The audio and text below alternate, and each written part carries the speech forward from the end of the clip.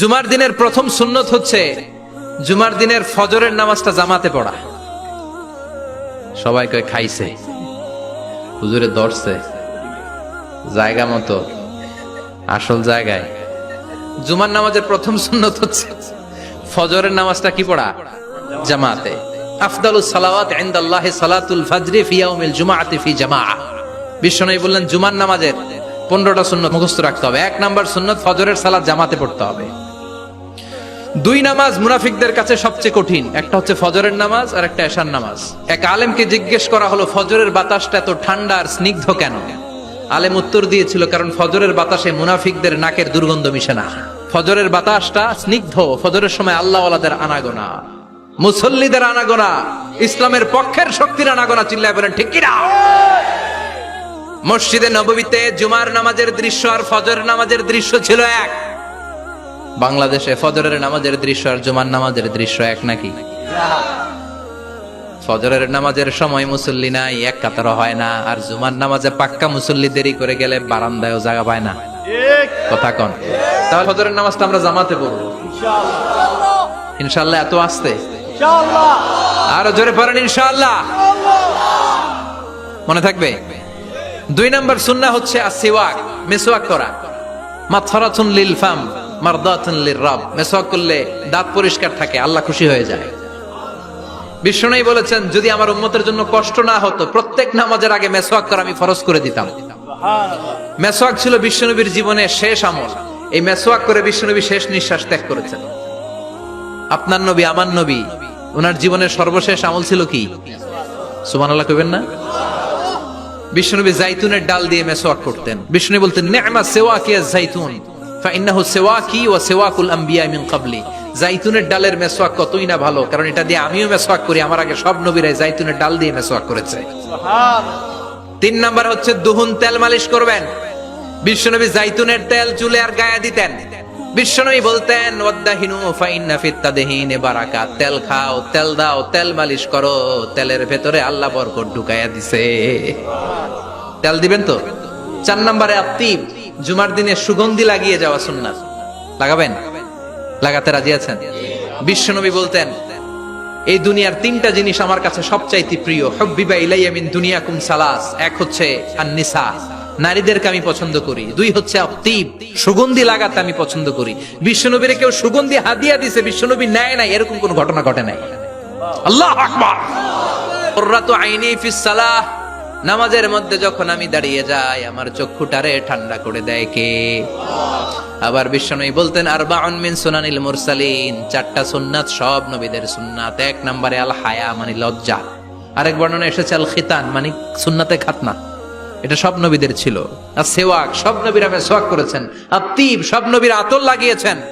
আর নিকাহ, সব নবীরা বিয়েও করেছেন। চিল্লায় পড়েন আল্লাহু আকবার। আর লিবাস আহসানাস সিয়াব, সুন্দর জামা পরা। নট নেসেসারি যে নতুন জামা হতে হবে, পুরাতন জামাও ধুয়ে আয়রন করে পরলে একটা সৌন্দর্য আছে না নাই? ইন্নাল্লাহা জামিল ওয়া ইউহিব্বুল জামাল। আল্লাহ নিজে সুন্দর, সৌন্দর্যকে আল্লাহ পছন্দ করেন। পৃথিবীতে সবচেয়ে সুন্দর কে? পৃথিবী সুন্দর, মানুষ সুন্দর, আসমান সুন্দর, জমিন সুন্দর, সুন্দরে সুন্দরে পাল্লা। জানি না কত সুন্দর তুমি আল্লাহ, জানি না কত সুন্দর তুমি আল্লাহ। সুবহানাল্লাহ পড়েন। ইন্নাল্লাহা ইউহিব্বু আইয়ারা আসারা নি'মাতিহি আলা আবদিহি। আল্লাহ তার বান্দার উপর তার নেয়ামতের ছিটে ফোঁটা দেখতে চান। আপনি যদি ধনী হন দামি জামা পরবেন, সুন্দর জামা পরবেন। অনেকে আছে অনেক ধনী কিপটুসের মতো সিরা জামা পরে, আছে না নাই? আপনি ধনী মানুষ, আপনি সিরা জামা পরছেন কেন? আপনার যে সম্পদ আছে এটার বহিঃপ্রকাশ আল্লাহ দেখতে পছন্দ করে। আপনাকে যে আল্লাহ কি নাজ নেয়ামত দিয়েছে, অহংকার ছাড়া স্বাভাবিক বহিঃপ্রকাশটা আল্লাহ দেখতে পছন্দ করে। কোন সুবহানাল্লাহ। এরপরে ইকসারুস সালাহ আলান নবী, বিশ্বনবীর উপর বেশি বেশি দুরূদ পড়া। বিশ্বনবী বলতেন জুমার দিন শ্রেষ্ঠ দিন, এই দিন আমার উপর বেশি বেশি দুরূদ পড়ো। ফাইন্না সালাতাকুম মা'রুদাতুন আলাইয়া। কেননা তোমরা যে আমার উপর দুরূদ পড়ো, আমি মরে যাওয়ার পরে এই দুরূদগুলো কে পাঠিয়েছে তার নাম, তার বাবার নাম সহ ফেরেশতারা আমার কবরে দিয়ে আসে। সুবহানাল্লাহ। সাহাবারা বললেন ইয়া রাসূলুল্লাহ কাইফা সালাতুনা মা'রুদাতুন আলাইক। আপনি মরে যাওয়ার পরে আমাদের দুরূদ কেমন করে আপনি দেখবেন, ওয়াকাদ আরিমতা, আপনি তো পচে গলে মাটির সাথে মিশে যাবেন। বিশ্বনবী বলেন, ইন্নাল্লাহা হাররামা আলাল আরদি আন তাকুলা আজসাদাল আম্বিয়া, নবীদের লাশকে খেয়ে ফেলা, নবীদের লাশকে পচিয়ে ফেলা জমিনের সব মাটির জন্য আল্লাহ হারাম করে দিয়েছে। নবীদের লাশ পচে না, নবীদের লাশ গলে না। যারাই বিশ্বনবীর উপর দুরূদ পড়বেন, আপনার নাম সহ, আপনার বাবার নাম সহ, মালাইকাতু সাইয়াহিন, একদল ফেরেশতা আছে শুধু রাউন্ড দেয় গোটা ওয়ার্ল্ডে।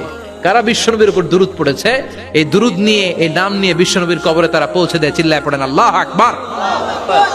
এরপরে বিশ্বনবী বলতেন, জুমার দিনে সূরাতুল কাহাফ পড়বা, কাহাফ পড়া সুন্নাহ। সূরাতুল কাহাফ পড়তে রাজি আছেন? রাজি আছেন তো? 18 নম্বর সূরা, কোরআনের একেবারে মাঝখানের সূরা। আলহামদুলিল্লাহিল্লাযী আনজালা আলা আবদিহিল কিতাবা ওয়া লাম ইয়াজআল লাহু ইওয়াজা, এই আয়াত দিয়ে শুরু হয়েছে, শেষ করা হয়েছে ফামান কানা ইয়ারজু লিকা রাব্বিহি ফালইয়ামাল আমালান সালিহা ওয়া লা ইউশরিক বিইবাদাতি রাব্বিহি। আর মাঝখানে আছে ওয়ালিয়াতালাত্তাফ। হাফেজ সাহেবরা উত্তর দাও, মাঝখানে আছে কি? কথা কন। ওয়ালিয়াতালাত্তাফ একটা শব্দ আছে সূরা কাহাফের মাঝখানে। কোরআনের সব জায়গায় এক ফন্টে আয়াতগুলো লেখা, কিন্তু ওয়ালিয়াতালাত্তাফ মোটা করে লেখা আছে না? ডবল ফন্টে লেখা, মোটা, কারণ এটা কোরআনের একেবারে মাঝখানে অবস্থিত এই শব্দটা ওয়ালিয়াতালাত্তাফ। এর আগে যত শব্দ, এর পরে তত শব্দ, এর আগে যত কোরআনের অক্ষর, এর পরে তত অক্ষর। সুবহানাল্লাহ বাড়িতে গিয়া বিশ্বনবী বললেন, সূরাতুল কাহাফ যে তেলাওয়াত করবে ইয়াকুনু লাহু নূর, এই সূরাতুল কাহাফ কিয়ামতের দিন তার সামনে বিশাল একটা আলো হয়ে আসবে। এই আলো দিয়ে পুলসিরাত পার হয়ে ওই বান্দা জান্নাতের ভেতরে ঢুকে যাবে। আবার বিশ্বনবী বলেন, যারা সূরাতুল কাহাফের প্রথম 10 আয়াত তেলাওয়াত করবে জুমার দিন, শেষের 10 আয়াত যারা জুমার দিন তেলাওয়াত করবে, দাজ্জালের ফিতনা থেকে তাদেরকে মুক্ত রাখবে কে? সুবহানাল্লাহ পড়বেন না? সূরাতুল কাহাফ দিয়ে সকাল শুরু করতে রাজি আছেন? সবাই রাজি? এরপর আত-তাবকির ইলাল মসজিদ, মসজিদে আগে আগে যাওয়া সুন্নাত। আগে যিনি যাবে উনি কি পাবে? তারপরে গরু, তারপরে বকরি, তারপরে মুরগি, মুরগির পরে ডিম না আন্ডা? আল মাশিউ আলাল ইকদাম। বিশ্বনবী বললেন, হেঁটে হেঁটে জুমার নামাজে যাওয়া সুন্নাহ।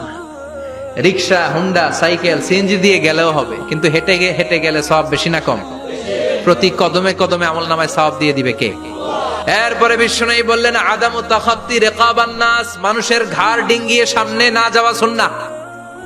অনেকে জুমার দিন আসে, সবার শেষে বসতে চায় সামনে, এরকম ডাকাইত আছে না নাই?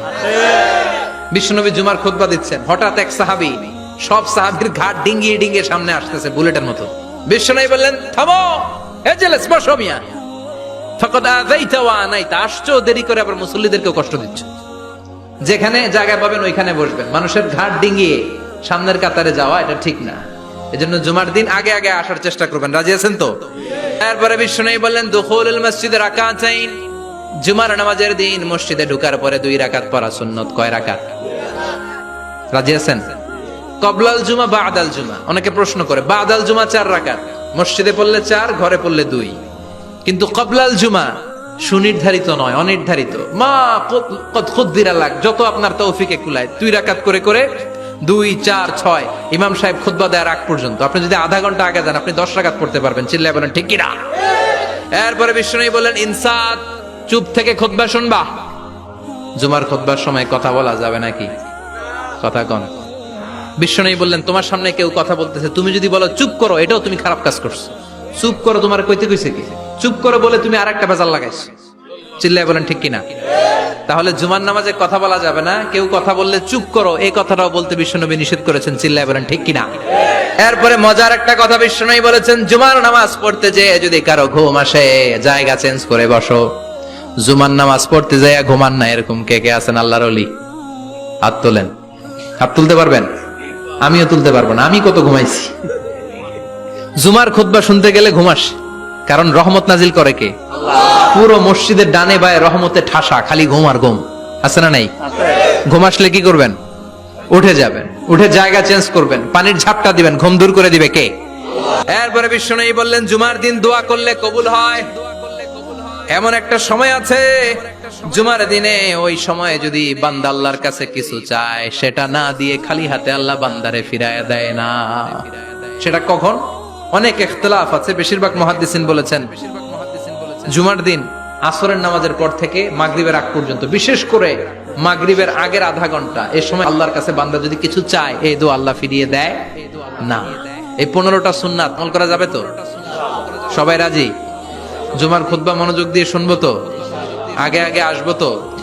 দোকানপাট বন্ধ করে জুমার নামাজের ভাবমূর্তি রক্ষা করবো তো? খতিব সাহেব যারা আছেন জুমার আলোচনাটাকে আরো কনস্ট্রাকটিভ ওয়েতে নেন। সব বন্ধ হবে, জুমা বন্ধ হবে।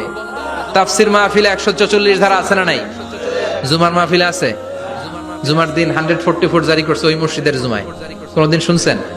এই জন্য জুমাটাকে আমাদেরকে কাজে লাগাতে হবে। আল্লাহ তুমি তৌফিক দাও। আর জোরে পড়েন আমিন। সুবহানাকাল্লাহুম্মা বিহামদিকা আশহাদু আল্লা ইলাহা ইল্লা আনতা আস্তাগফিরুকা ওয়া আতুবু ইলাইক।